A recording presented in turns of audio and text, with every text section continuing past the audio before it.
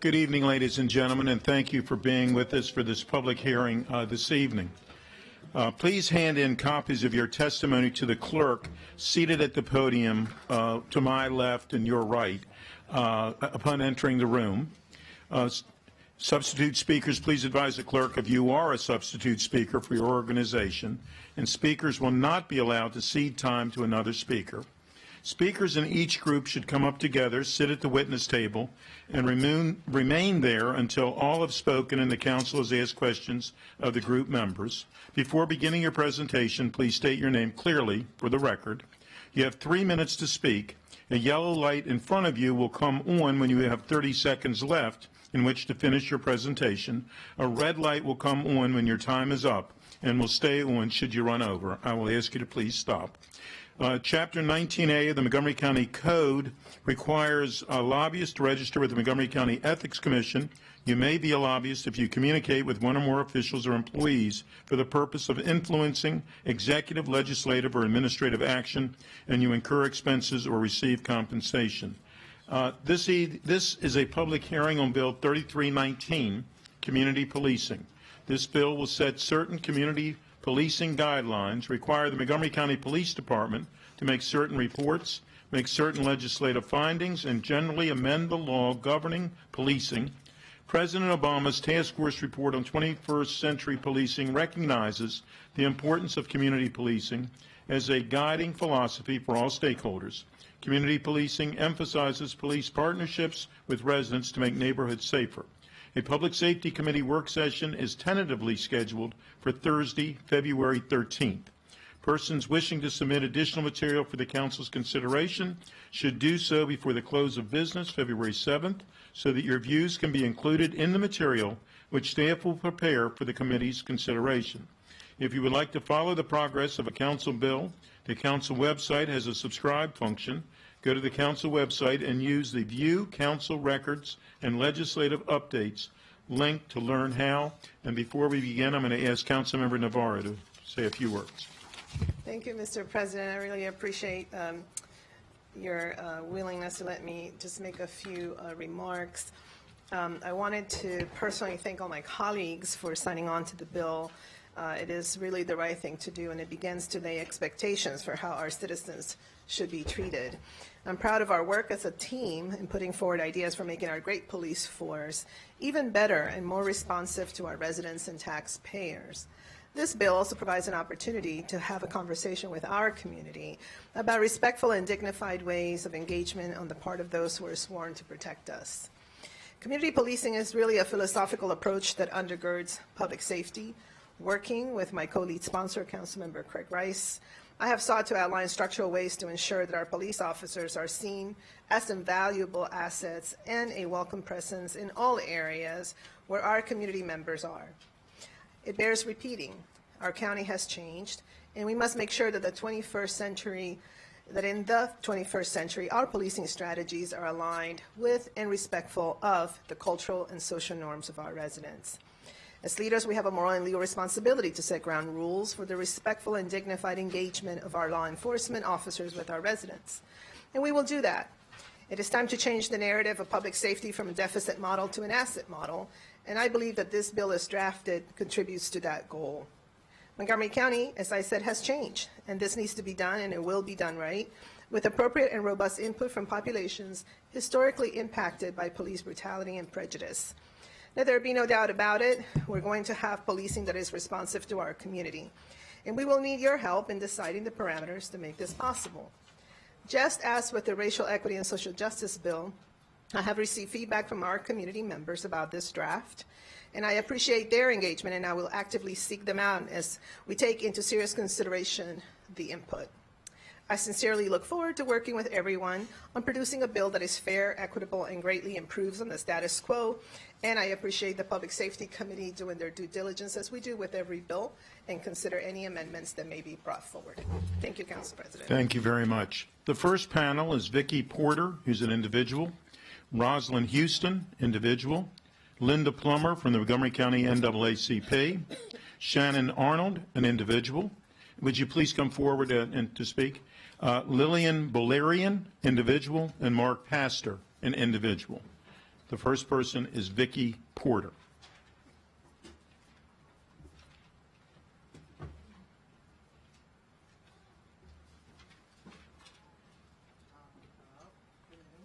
You need to touch the base of the, there you go. Now it's on. Hear me?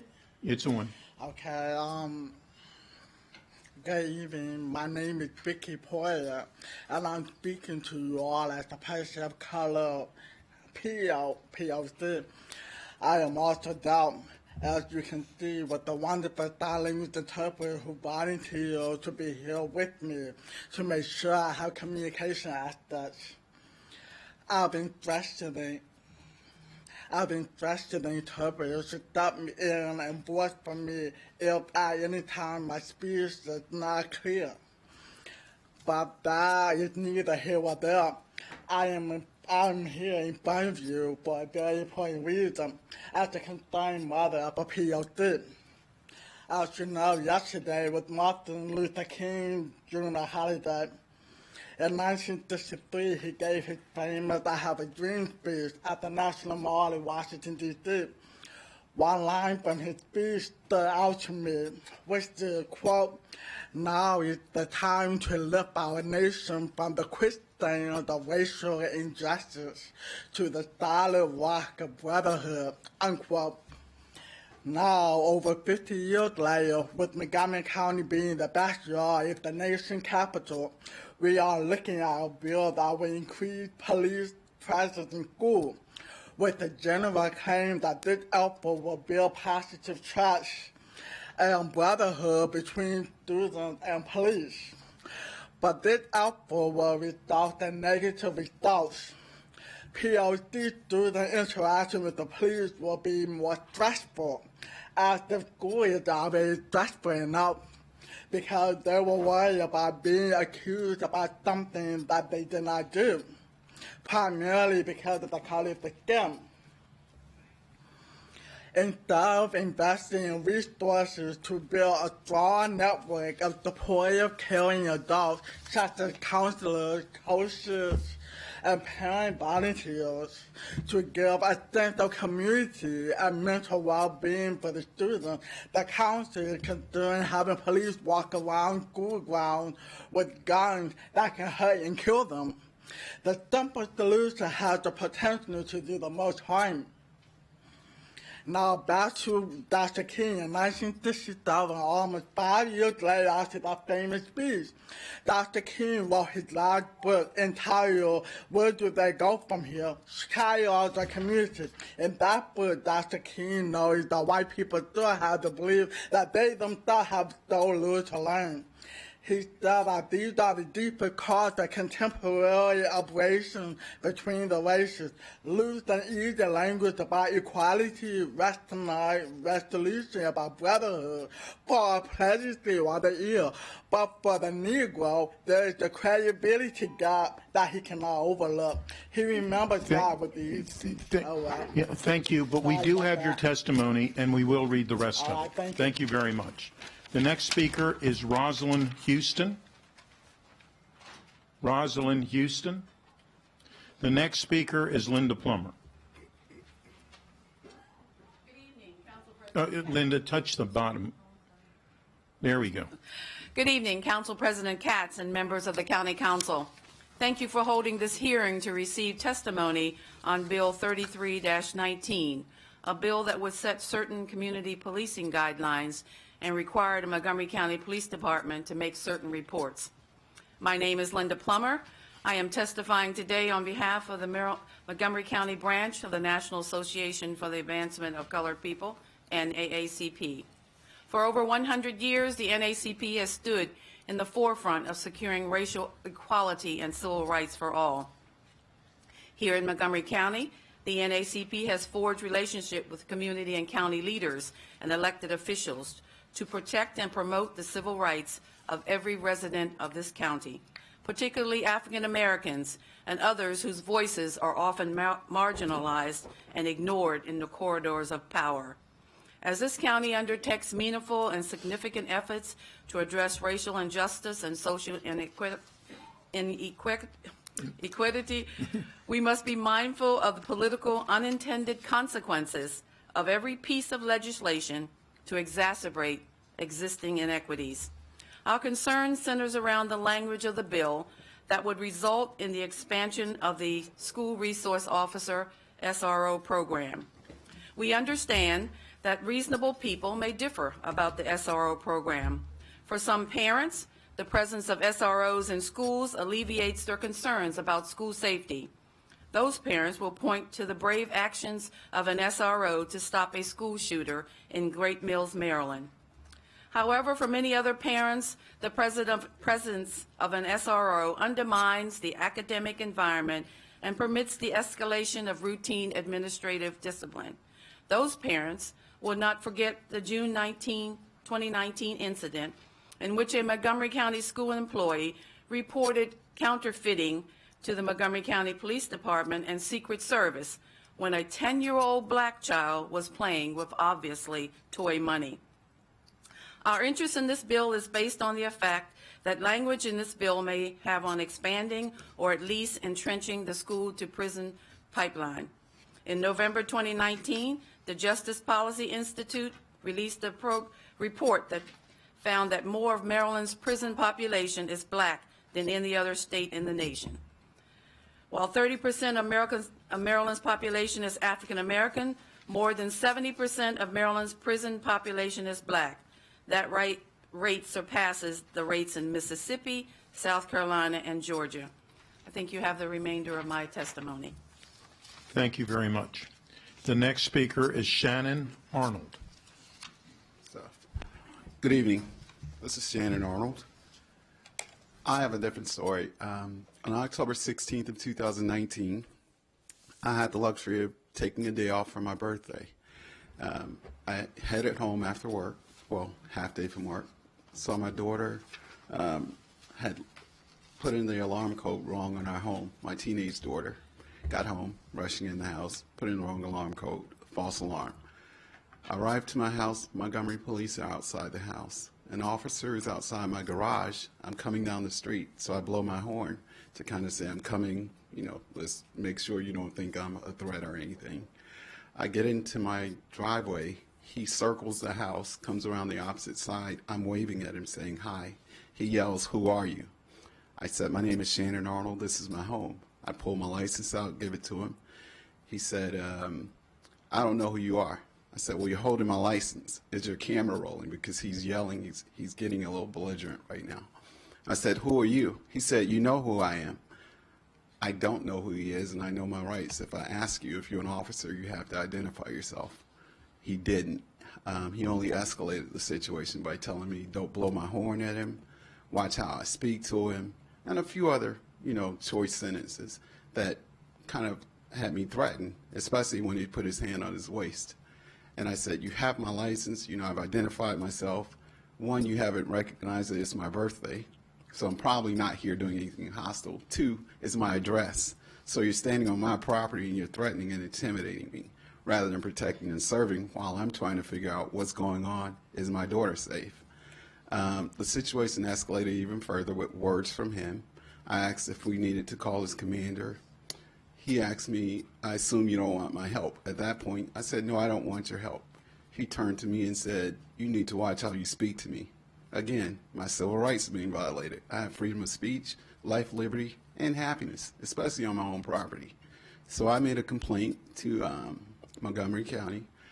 It's ongoing. I think there may be some counseling in process, but the community policing thing, we really need to look at that, because no community, especially people of color, should have to come to their own property and feel threatened by bullying, intimidation, and threats from someone telling me how to speak, when to speak, and that he doesn't recognize me when he clearly has my ID in his hand. Nor is he trying to de-escalate, he's escalating rather than protecting and serving. I still don't know what's wrong with my daughter or if there's an issue. He left, got in his car and rolled out. I mean, my daughter could have been in the house hurt. I could have been, walking into a threatening situation, but he never tried to work with me to address it. And I believe you really need to do something about that. Thank you. Thank you. Next speaker is Lillian Bolerian. Lillian Valerian? No? Next is Mark Pastor. Thank you, Council President Katz and members of the Council, for this opportunity to testify on the Community Policing Bill. While I sometimes come before you as an advocate for Jews United for Justice, today I'm here as an individual speaking only for myself. My time tonight only allows me to cover a few of the issues I wish to bring to your attention, so I ask that you please review my written testimony for insights I won't have time to cover.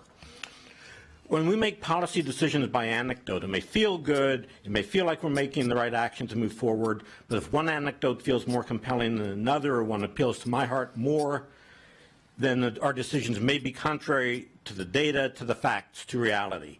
I believe that our actions, your actions as the Council, should be data-driven as much as possible.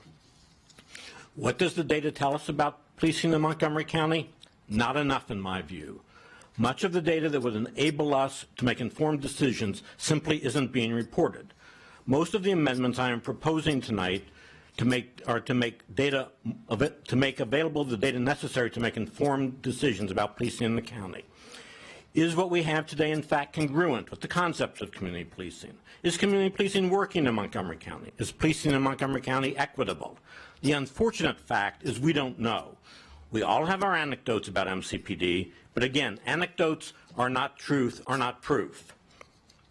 This bill calls for more school resource officers, but we have no data on what the current SROs are doing, how effective they are, how fair they are, why more SROs are being requested. If more SROs are needed, what will the new SROs be doing? Or if the SRO program is better than more school security guards, or if there's a better way to achieve the important and laudable goal of safe schools. We don't know that there is a problem, let alone the need for this supposed solution. I support removing the SRO provision from this bill. Is the current model of policing working for our community? If and when we implement the vision of community policing described in this bill, how will we know it's working? What data will we have? What data should we have? If we continue the current model of policing, the same questions apply. We need data. We don't have good data now, and if we continue to make policy by anecdote, we're left hoping that the best storytellers are the ones who are also the best policy experts. That's not, in my opinion, the best way to make decisions and allocate resources for the county. Speaking of resources, I recognize that reporting the data in these proposed amendments will be a big job, but it's necessary and can be done. The data is there. We just need to get it compiled. MCPD receives almost 10% of the county budget that is not spent on education. The council, the community, and MCPD, for that matter, should know how well the department, its personnel and its resources are meeting or not meeting the needs of our community. Thank you for the opportunity to speak to you about this legislation, and I hope you will act favorably upon my suggested amendments and additions. Thank you. Thank you. Councilmember Rice. Well, thank you very much, Council President. I really want to thank all of you for testifying today. First to you, Mr. Arnold, I'm very sorry I actually read all of your testimony and heard about your son. I do agree with you completely that community policing model that makes sure that folks understand and respect our constituents and treat them with that respect, and also understand who they're policing in their neighborhoods and having those kinds of conversations with folks is exactly what the spirit of this bill is about. So I understand and appreciate you in saying and telling your story. I will just also urge you to keep us posted. My office worked with an individual who just yesterday, I got a letter from the chief of police about the outcome of the case, and while I can't say exactly what happened, it was very positive in terms of what the constituent had asked for. So that accountability is being done by our chief, and so we really want you to use the resources necessary. Ms. Plummer, I just wanted to touch base with you because I really appreciate your testimony and understanding that while there are a lot of people who are here tonight who are opposed to our school resource officer program, we have a lot of parents who are also in support. I do agree with some of the testimony that certainly we need to provide data. I will just tell you that unfortunately part of the data is very sensitive. When school resource officers deal with students, I've actually sat with them in high schools and seen them to where they've actually taken people who have had either drugs or weapons into the office and then did not arrest them, told them what they needed to do, either confiscated the contraband, and then sent them on their way and put them in touch with the principal and through the school disciplinary action function, but those students weren't arrested. And those things are not going to be able to be reported nor recorded. And so those are the kinds of challenges that we have in providing the data. But I do think that it's important for us, and I really would encourage all folks who have concerns about school resource officers to actually spend time in a high school with a school resource officer and just talk to them and see how they interact with the children, because I think that you'll see a number of different sides to the story. But I really just wanted to say thank you for addressing the fact that you do see that there are both sides, and I am equally concerned about over-policing in our neighborhoods, over-policing in our schools. That is not anything that I want for my children who are in Montgomery County Public Schools, my two little black girls who I love tremendously, and so certainly we share the same concern there. Thank you, Mr. President. Thank you. Councilmember Jawando. Thank you, Mr. President. I also, too, Mr. Arnold, want to apologize and say thank you for your courage to come to testify. I know that's hard to do. I had a similar situation where someone came to my house to seek help and was mentally ill, and the police were called. I wasn't home. I was very careful in approaching my home, and I know that feeling 100%. And I think many people can relate to that. So thank you for coming, and as Mr. Rice said, please keep us posted. And I have confidence that the chief will investigate and that we'll get to a good outcome for you personally. I wanted to say I co-sponsored this bill initially because we need to have data. I commissioned OLO to study our police data and capability, and that's ongoing right now. Mr. Pastor, I thank you for raising that point. I think that's key in all the work that we do, but particularly in policing. What are we tracking? What are we not tracking? What are we using to inform how we do our job and how we protect and serve residents? And I'm also very aware of the issue of the school-to-prison pipeline. Spent most of my career working on it as a civil rights lawyer, and I share a lot of the concerns around school resource officers in schools. I think the legislative process will play itself out, though. That's why you're here testifying. It'll go to committee.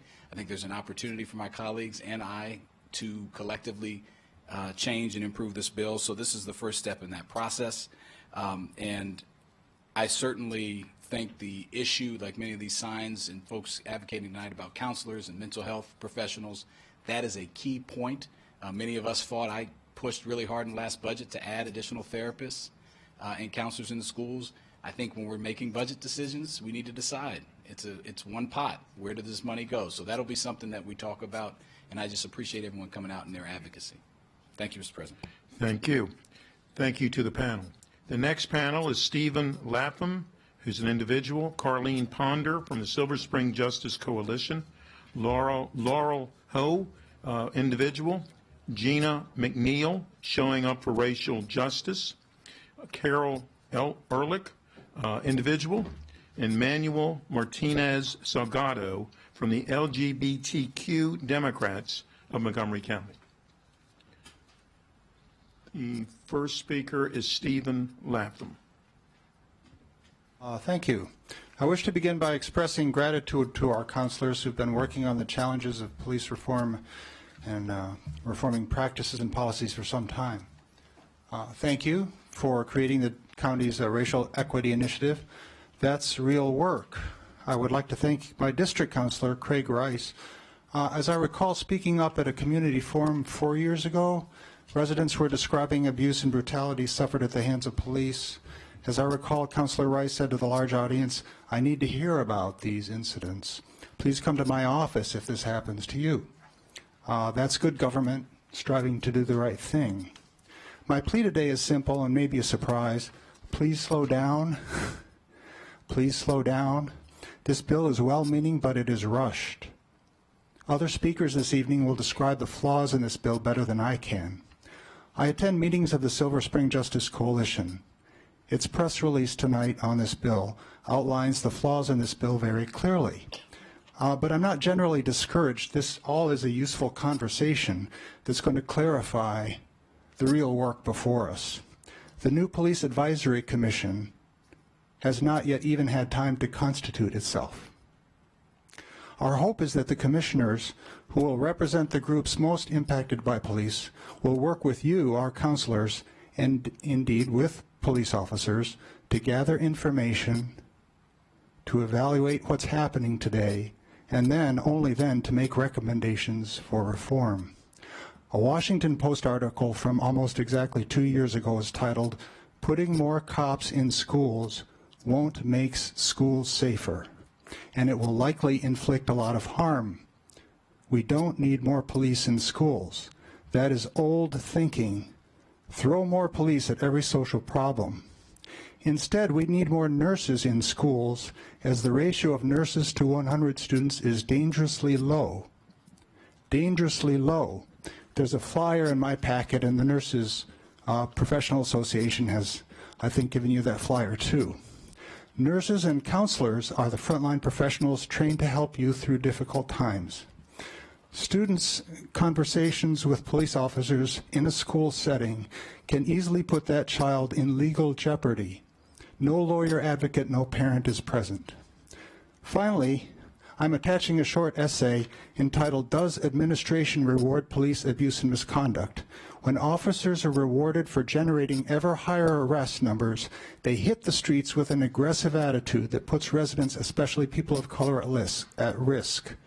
So let's slow down and research what's going on before we jump ahead and devote budget resources and time resources to a path that is not yet clear.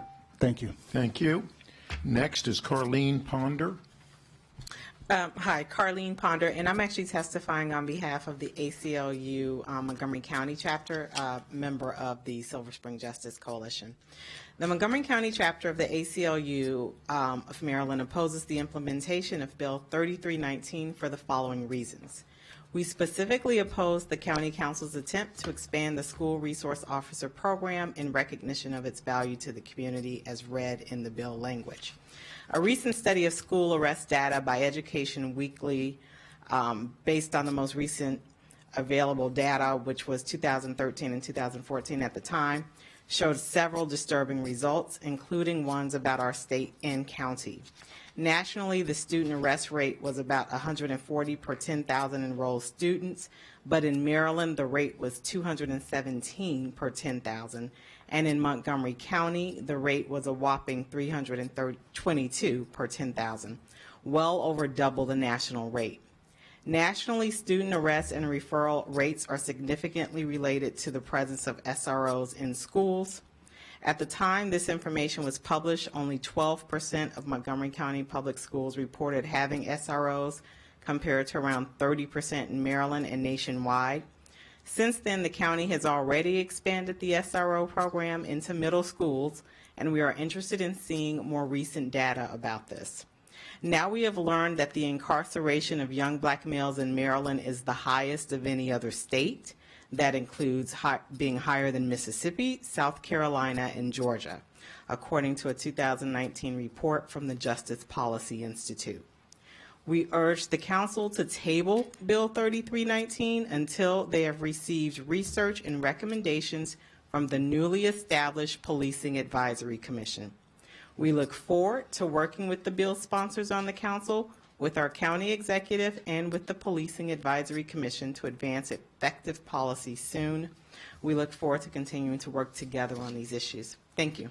Thank you. Laura Hoa. My name is Laurel Ho. I have a PhD in human development and over a decade's experience in working for racial justice. I urge you not to pass Community Policing Bill 3319. I will give the sponsors the benefit of the doubt and assume good intentions, but what matters is impact. By mandating increased police in our schools and communities, this bill would have disastrous consequences for populations already disproportionately subjected to police violence and criminalization.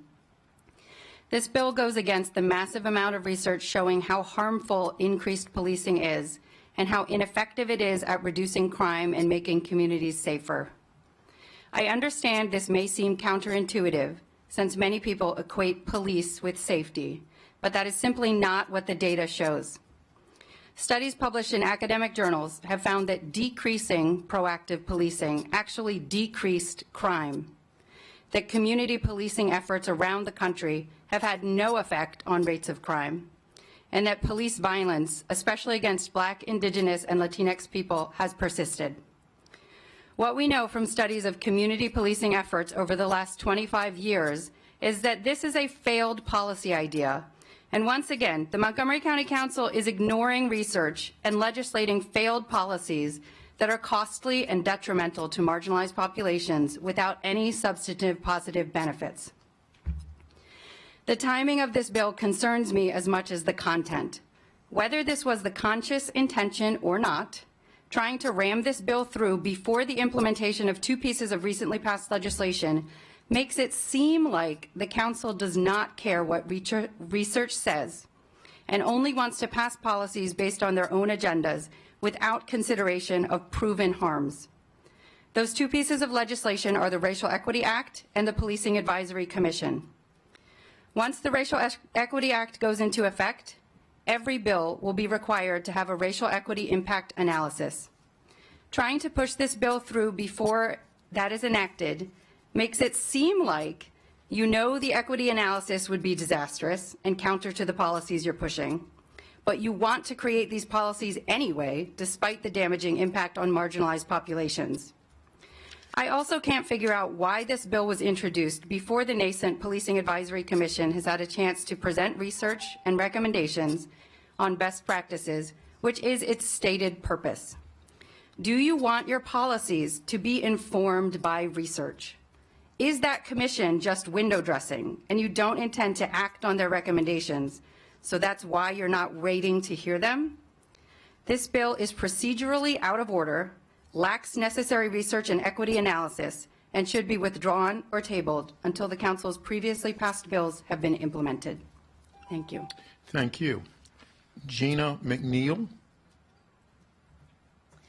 My name is Gina McNeil, and I'm testifying tonight on behalf of the Montgomery County chapter of Showing Up for Racial Justice, which represents the voices of over 1,500 people. We urge you to oppose Community Policing Bill 3319. This bill is irredeemably harmful and should be withdrawn by its sponsors. Bill 3319 mandates that MCPD regularly engage in non-enforcement activities in our communities. Increased police presence in communities leads to higher rates of arrests and abuse of populations already targeted by over-policing. Community policing is based on the false idea that structural racism can be solved by building partnerships. Studies have shown that community policing does not significantly reduce crime or make communities safer. This is not an evidence-based policy. It is, in fact, antithetical to research on crime and safety. Bill 3319 also mandates that MCPD must expand its school resource officer program, despite the mountain of evidence that police in schools do not make children safer, but rather leads to the school-to-prison pipeline, which disproportionately criminalizes Black, Latinx, and Indigenous students. There is no evidence that having police in schools makes children safer during mass shootings. An FBI study found that the majority of mass shootings end when the shooter decides to end them, not when police intervene. If we claim to care about the safety of children, we must care about all children, including the Black and Latinx children most likely to be arrested for disciplinary matters that were escalated due to the presence of SROs. Bill 3319 is procedurally inappropriate. The council recently passed a bill to create a Policing Advisory Commission. The stated purpose of the PAC is to provide recommendations to the council based on best practices in policing and in accordance with the Racial Equity Initiative passed by this council. This bill is preemptively legislating how community policing should be defined and carried out against the values of the racial equity legislation rather than waiting for recommendations from the PAC. This bill is moving us in the wrong direction. Rather than mandating increased police in our schools and communities, we should be funding more school counselors and mobile mental health crisis units that could be dispatched instead of police. We urge the council to oppose this bill, and we urge the sponsors of this bill to withdraw it or table it until the council receives recommendations from the nascent PAC. Thank you very much. Next, Carol Ehrlich. Good evening, council members. I am Carol Ehrlich, a longtime resident of Montgomery County, and I support the vision of Silver Spring Justice Coalition, namely, a county where community and individual needs for safety are met and where harm by police is eliminated. That vision gives me doubts about Bill 3319, calling to expand the school resource officer program, which involves bringing police into public schools. Bill 3319 is vague about how the county will expand this program. This vagueness raises questions for me. I think expanding the program means bringing more police into public schools. Am I correct? If so, that concerns me, because a recent longitudinal study suggests that more crimes concerning weapons possession and drugs are documented in schools that add police officers than in similar schools that do not add police. I also question how school resource officers relate to students needing mental attention. Police do not have the intensive training to respond to such students as do professionals in educational and developmental psychology fields. Police officers, rather, have training that may limit their judgment about whether to arrest a student. So why bring more police into public schools? Instead, why not bring in more counselors and nurses? As for nurses, the National Association of School Nurses recommends a ratio of 1 nurse to 750 students, but Montgomery County has a ratio of 1 nurse to 1,600 students. So I doubt that more police in our public schools will meet the individual safety needs of students. So table Bill 3319. As a concerned constituent, I ask that you create legislation that requires our schools to have more counselors and nurses to meet the individual safety needs of students. Thank you. Next is Manuel Martinez Salgado. Dear Montgomery County Council and members of the community, my name is Manuel Martinez and I'm here to represent the LGBTQ Democrats of Montgomery County. Our club believes that this bill is a step in the right direction to improving the relationship between community and law enforcement. However, in its current form, the bill lacks any language regarding the relationship between law enforcement and the LGBT community. Let's not forget that this relationship has been rocky throughout the years. The first Pride celebration was actually a riot after members of our community could no longer tolerate the unjust persecution that they were a subject of by the police. Back in December, we sent a letter to the council with a list of recommendations to improve the bill. Just to highlight a few, we asked for the creation of a liaison unit or a liaison officer at the Montgomery County Police Department. The Human Rights Campaign recommends that the creation of such position is the best way to improve the relationship between LGBTQ community and law enforcement at the municipal level. This role has been around since the 1960s, and many of our neighboring counties have already established them. So it's time for Montgomery County to meet this important milestone. We also asked for the creation of a crisis assistant helping out on the street unit so that mental health professionals and medics who are properly trained in de-escalation techniques can respond when dealing with individuals suffering from a mental health crisis. And in general, this bill needs better definition around diversity and cultural competency to include but not limited to race, ethnicity, socioeconomic status, age, sex, which includes gender identity and sexual orientation, religion, and disability status. We would also like to second the concerns of our partner organization and activists here today with respect to the expansion of the school resource officer program. Mainly, we would like to get clarification to what sort of supports for the SROs might be included. Additional training in areas like mental health, implicit bias, and cultural competency will be of value. But just adding more officers without the proper training might not be the best use of these resources. We will be more than happy to provide anybody interested a full list of our recommendations for the bill. Please contact us through our website contact form at lgbtqdems.moco.org. Thank you. Thank you. Councilmember Rice. Thank you very much. As Chair of the Education and Culture Committee, and Mr. Salgado, let me just say thank you very much for your testimony. Very constructive in terms of some amendments that we need to move forward on right now. I can't agree with you more, and thank you to everyone else for some of your constructive criticism as well. Let me just be very clear. When it comes to our school and counselors, those are things that are controlled by our school board.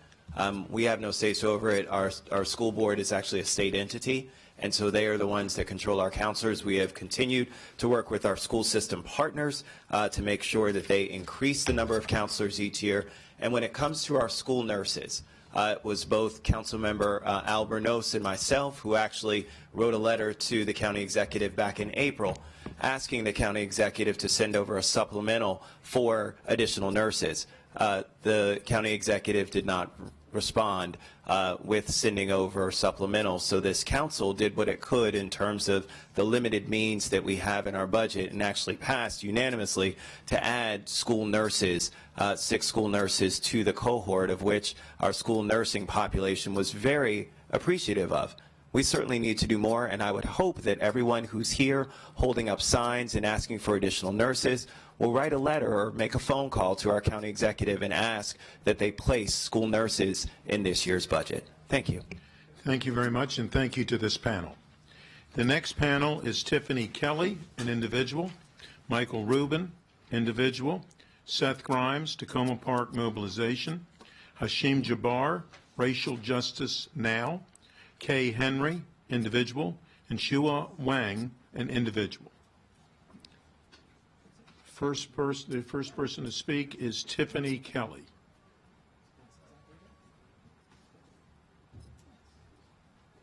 Hello, my name is Tiffany Kelly, and I'm here to testify on behalf of the Silver Spring Justice Coalition.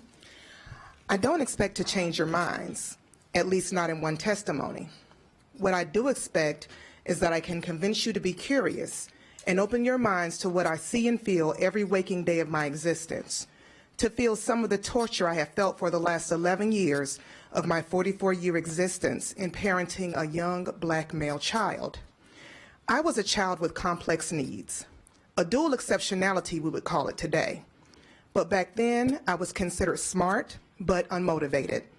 I talked back, skipped class, would have fights, didn't do any classwork. I wasn't a model student by any stretch of the imagination. The only thing that saved me was that some of my teachers could see my gifts and would not let me fail. In today's world, this behavior would be enough for me to be taken to a juvenile detention center. If you don't believe me, give me a couple days to gather the names of families that have faced this reality. I'll tell you the stories of 5-, 6-, and 7-year-old children in handcuffs. Sometimes when the handcuffs are too large, they will use zip ties. I have story after story, video after video of children who may be hungry, traumatized, any number of things, being taken down and arrested by SROs. If you tell me we need SROs to protect our schools if there's an active shooter, I'll tell you the story of Parkland, Virginia Tech, and Columbine, all of which had armed law enforcement presence when mass shootings destroyed the sanctity of these institutions of learning. We do not need law enforcement in schools, especially when we know more about disabilities, adverse childhood experiences, bias, and trauma. We need people that have the skill sets to make a difference and build up a child, not destroy them. Does anyone care that SROs are getting involved in what could and should be handled by a school disciplinary team? Have any of you ever thought to find out the nature of the charges that led to a child's arrest? My own son with special needs was questioned by law enforcement at school without my knowledge regarding a non-criminal offense. What could have happened to my son being questioned by someone that is not trained to interact with children like him sends a cold chill through my body. I am dealing with the after effects of that situation daily and have had to seek the services of a professional to help me cope. There will be unintended consequences if this bill is passed as is, and those unintended consequences based on overwhelming evidence-based data will affect families like me and my son at far greater rates than anyone else in this country. You have the power that these parents and children will never have. I beg you to use it to stop the school-to-prison pipeline. Thank you. Michael Rubin. Good evening, members of the Montgomery County Council, council staff, and fellow community members. My name is Michael Rubin, and I'm a resident of Tacoma Park, and have spent more than 35 years of my life as a resident of Montgomery County. I'm here tonight speaking for myself as a concerned resident. I'm here in opposition to Bill 3319, which should be withdrawn or tabled for reasons that I will address momentarily. The only portions of the bill that I can support are the call for greater cultural competency and increased training and de-escalation. When I testified in favor of the LED Act and the Police Advisory Commission, I looked at the available public information tracking police interactions by race. Sadly, very few public safety data sets on Data Montgomery track race. One of the few is traffic violations, which do track the race of the driver. In 2019, black drivers were more than twice as likely as white drivers to have a traffic violation when controlling for their demographic percentages. Blacks were given 60,948 traffic violations, which accounted for 32.3% of the total, despite accounting for 18.1% of the population. Whites, in contrast, had the same 32.3% of the total, but account for 43% of the population. Blacks were 78.5% more likely to receive a traffic violation than their population percentage would predict, and whites were 25% less likely to receive one than their percentage would predict. I do not for one second believe that blacks are more than twice as likely to commit a traffic violation. One can also dig through data on our schools and see similar patterns on referrals of juveniles to the criminal justice system. We have a problem with racial profiling and racial bias by our police and population that will not be fixed by community policing and increasing the number of SROs in our schools. And without additional implicit bias training, I'm doubtful that increased training in de-escalation will accomplish its desired result. My general objection to community policing is that I believe that it is racist. We're not talking about doing this in Potomac or Somerset, but in areas where more residents of color live. There is a reason that people with my complexion have a generally positive view of the police. It's because we have very few interactions with them. We should afford our black and brown residents the same opportunity, the opportunity to have very few interactions with police. Embedding police in communities doing non-enforcement activities or adding SROs does the opposite. Additionally, you recently passed legislation calling for a police advisory commission. Let that commission report on best practices before implementing new legislation. Since there is pretty overwhelming evidence that community policing and cops in schools do not reduce crime, I think it rather unlikely that the board would recommend something similar to Bill 3319. I also think it unlikely that this bill would pass muster using a racial equity analysis that will be required by the recently passed racial equity and social justice legislation. It clearly seems that we took 2 steps forward with those 2 bills. Nothing requires you to take a step back with this one. I strongly implore you to withdraw this bill, at minimum table it until our Police Advisory Commission can engage with you on this matter. Thank you for allowing me to share my thoughts this evening. Thank you. Seth Grimes. Thank you, Council President Katz and council members. I'm Seth Grimes, representing Tacoma Park Mobilization, an advocacy organization of over 1,700 members active in environmental, justice, economic, and electoral matters. We're grateful that county council members have participated in activities we organized, including, for instance, a counter demonstration that took place just across the street here back in September in support of a pro-immigrant position. We're also grateful for the council's attention to public safety and your concern for racial equity and social justice. It is our organization's perspective on public safety, vulnerable communities, and equity that leads us to oppose Bill 3319. We disagree with the legislation's premises that officers must strive to regularly initiate and engage in positive non-enforcement activities within their communities, and particularly that the police department must maintain and expand the school resource officer program. Mr. Pastor in his testimony cited the need for data. We just heard Mr. Rubin cite data that he compiled directly himself from local sources. We heard Ms. Ponder representing the ACLU cite a study, and Ms. Ho alluded to several other studies. I'll mention two myself.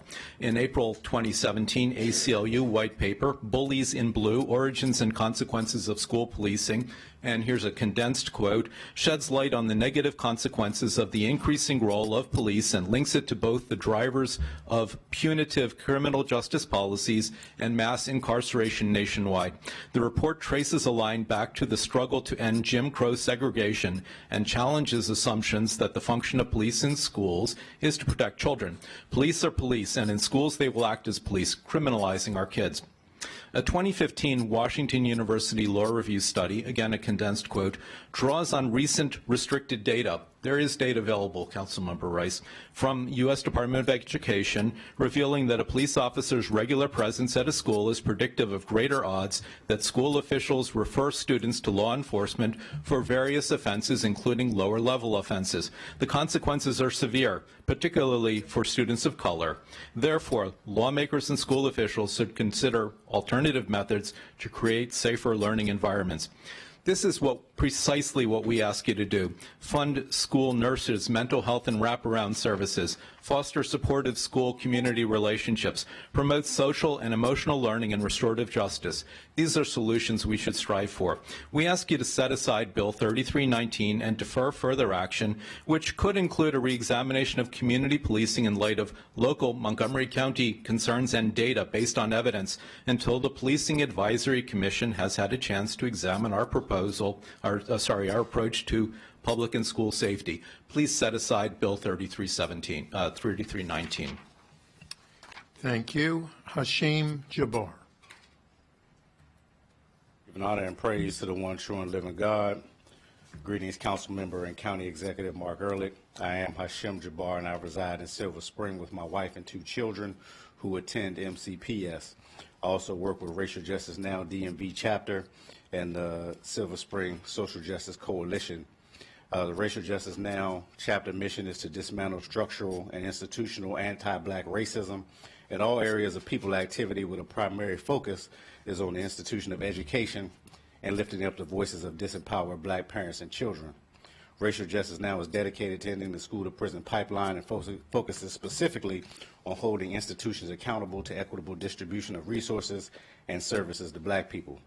I'm here to register my explicit opposition to the Community Policing Bill 3319. As a parent of a 12-year-old black son, my wife and I should not have to fear for his life in school. There is too much evidence detailing the harmful and destructive ramifications of black male coming into contact with cops and their future life outcomes. We want the best for our son and all our children, just like him, and including money for more cops in schools is not what we have in mind. My family and I don't feel safe with more police. Instead, we are urging MCPS to decrease and eventually eliminate the regular presence of police in our schools indefinitely and replace cops with culturally competent counselors and social workers. If you want to invest money into safety in our schools, use these funds to help MCPS fully fund restorative justice coordinators and peace builders, not for more cops. Thank you. Thank you. Next, Kay Henry.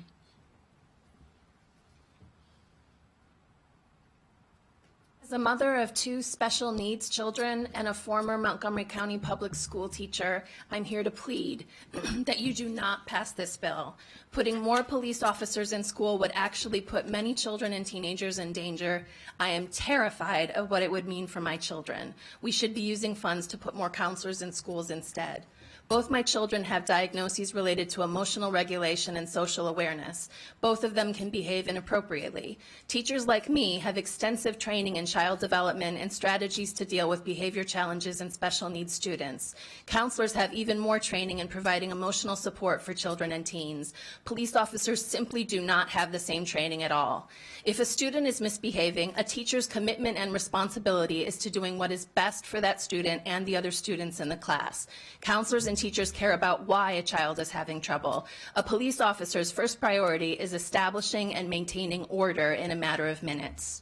If my children don't follow a teacher's direction, it is a problem that the teacher can solve gently and proactively. If my children don't follow a police officer's direction, they are breaking the law. When my autistic daughter is having a shutdown, she is truly incapable of following directions. She panics and freezes. She cannot will herself to feel or act differently. Her brain just works this way. And if my daughter doesn't comply with an officer's directions quickly, she won't just end up with a timeout. Both research and my personal experiences as a teacher show that students with disabilities are disproportionately punished with the current systems. So there is good reason for me to fear that police could be called upon to deal with my children.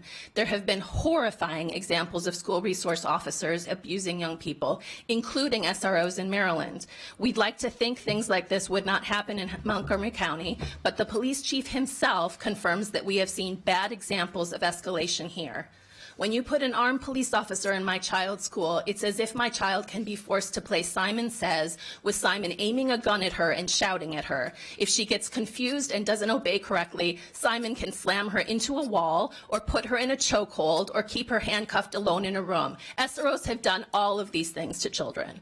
Please don't force me to put my children in more danger. I know that as scared as I am, parents of children of color, particularly black children, have just as much reason to be terrified. We should be able to trust that when we send our children to school, they will be guided by knowledgeable professionals who care about them. Investing in putting more counselors in schools is the best way to work toward that goal. I've included supporting data and research citations in my written testimony. Thank you. Shoa Huang, Huang?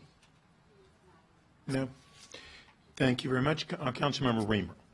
Thank you. I really want to thank everyone for testifying tonight. Some really compelling testimony and helps really just speak to the value of hearing from our residents about issues. And I just can't let the moment pass without Ms. Tiffany Kelly. You didn't mention your case, your experience, although it was alluded to. But your child, you got a call because your child had been interrogated by a police officer at school because your son happened to have play money on him that day, and your child was 9 or 10 at the time. 10. This happened in last year. I think it was everyone probably heard about it, but right here in MCPS.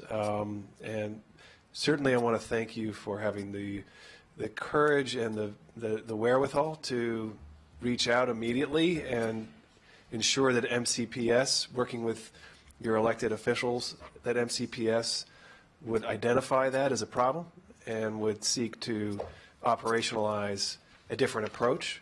But at the same time, I think we also need to understand that these kinds of problems can happen, and when you create a system that can result in those problems, then you're more likely to get them. So.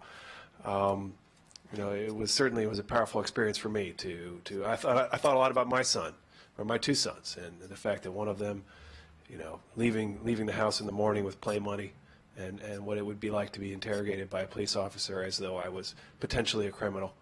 No child should ever have to go through that. So I understand why you're here tonight, and I understand, a lot of your comments tonight. So thank you.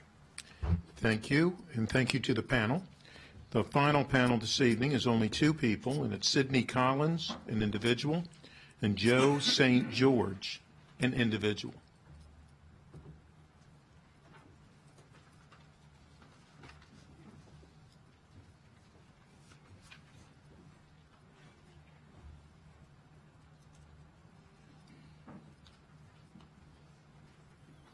Sydney Collins is the first speaker.